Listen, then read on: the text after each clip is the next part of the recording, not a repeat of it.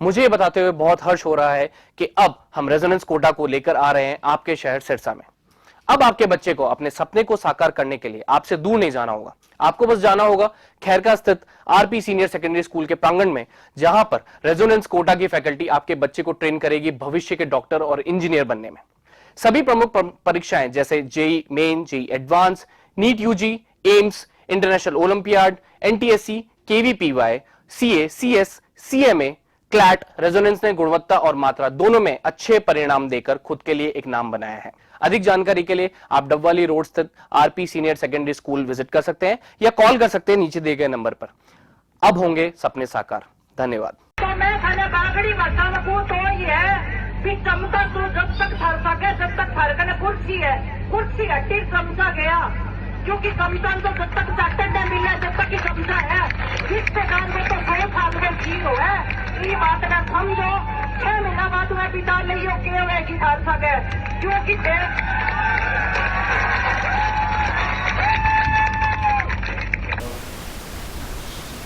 कल्पना जी, अगर बात करें तो आज आपने हमें बुलाया किस मैटर के लिए, किस जो है वो अगर विषय की बात करें तो क्यों आपने बुलाया है आज? एक्चुअली मैंने इसलिए बुलाया है कि नैना जी बार बार हम पे आरोप लगा रही हैं। डेली उनका एक नया वीडियो अपडेट होता है जिसमें वो हमें थ्रेट कर रही हैं, गालियां दे रही हैं, धमका रही हैं, और ये मंच के माध्यम से वो बार बार कर रही हैं। आज ये हमारे साथ पहली बार नहीं हुआ है। जैसे कल भी उन्होंने अभय सिंह जी को बुलाया हुआ था, चलो वो दौरे पे हैं, परिवर्तन यात्रा पे हैं, तो वो हमारे गांव में भी आए थे अपनी परिवर्तन यात्रा के दौरान। उसी मंच का प्रयोग करते हुए नैना जी ने कुछ अपशब्द यूज़ किए थे, जैसे वो हमेशा से करती आई हैं, जो उनके संस्कारों में नज़र आता है। जैसे उन्होंने कल भी ये बोला था कि जो चौटाला परिवार है उनसे हमारा 60 साल का रिश्ता है। तो मैं नैना जी से एक ही बात कहना चाहती हूँ कि नैना जी, मुझे सिर्फ इस बात का जवाब दे दीजिए कि अगर किसी का कोई भी पॉलिटिकल फैमिली से रिश्ता नहीं है या उसके पीछे कोई भी बड़ी पॉलिटिकल सपोर्ट नहीं है, तो क्या उसे न्याय नहीं मिलेगा? उसे न्याय का कोई हक नहीं है, आम जनता को न्याय का कोई हक नहीं है। आप बार बार ये बोल रहे हैं, जब मनोहर लाल खट्टर जी भी आए थे, सीएम का जो विवाद हुआ था, उस टाइम भी उन्होंने उनको बोला था कि रणजीत सिंह जी हमारे रिश्तेदार हैं, बल्कि वहाँ पर सीएम साहब ने उन्हें काटा था कि ये सभी के रिश्तेदार हैं। ये एक सोशल वर्कर हैं, रिश्तेदारी आपकी घर पे होती है। जब एक सोशल वर्कर मंच पे आया हुआ है तो वो वहाँ पे सभी का नेता है, आपका रिश्तेदार नहीं है। आपको रिश्तेदारी निभानी है, घर पे निभाओ, मंच पे रिश्तेदारी नहीं निभाई जाती।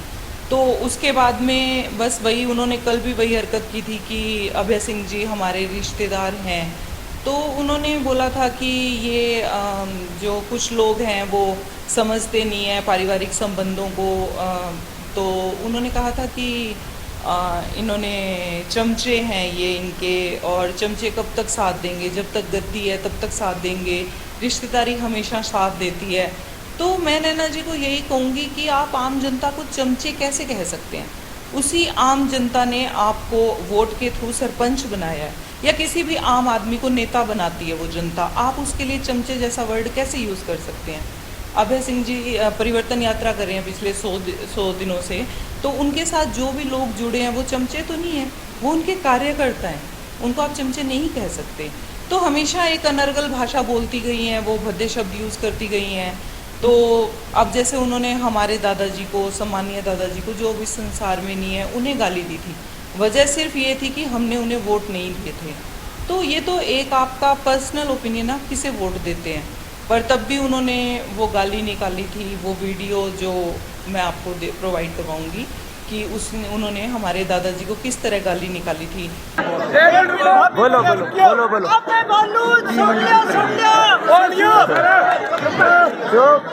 चुप है सारा, शांति, चुप है बेटा, चुप हो जा, चुप हो जाए, एक मिनट चुप हो जाए।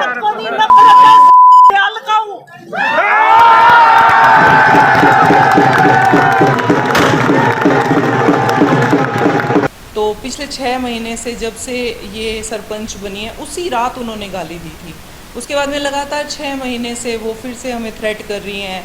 उसके बाद में उन्होंने अपने पति द्वारा कुछ हमलावरों को भेज के हमारे घर में हमला करवाया, जिसकी सीसीटीवी वीडियो फुटेज सब कानून के पास है, उसका काम चल रहा है। बार बार नैना जी मंच पे आती हैं और कहती हैं कि न्याय दो, न्याय दो। मैं नैना जी से एक ही बात कहना चाहती हूँ कि मंच पे कभी भी न्याय नहीं मिलता। न्याय आपको न्यायालय में मिलेगा, न्यायपालिका देगी आपको न्याय। आप वहाँ जाइए। वहाँ क्यों नहीं जा रही नैना जी? क्योंकि नैना जी को पता है कि वहाँ पे कोई मीडिया कवरेज नहीं है, कोई स्टंट नहीं होना, कोई राजनीति नहीं चमकनी। आप तभी बारी बारी मंच को लेती हैं, गलत भाषा का उपयोग करती है, गलत मुद्दों को उठाती हैं।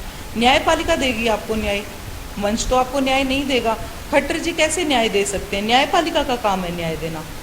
तो मैं सिर्फ यही कहना चाहती हूँ कि अब इस सब चीज़ को बंद होना चाहिए। नैना जी बार बार मंच का उपयोग करके हमें पब्लिक के सामने डराएं धमकाएं नहीं।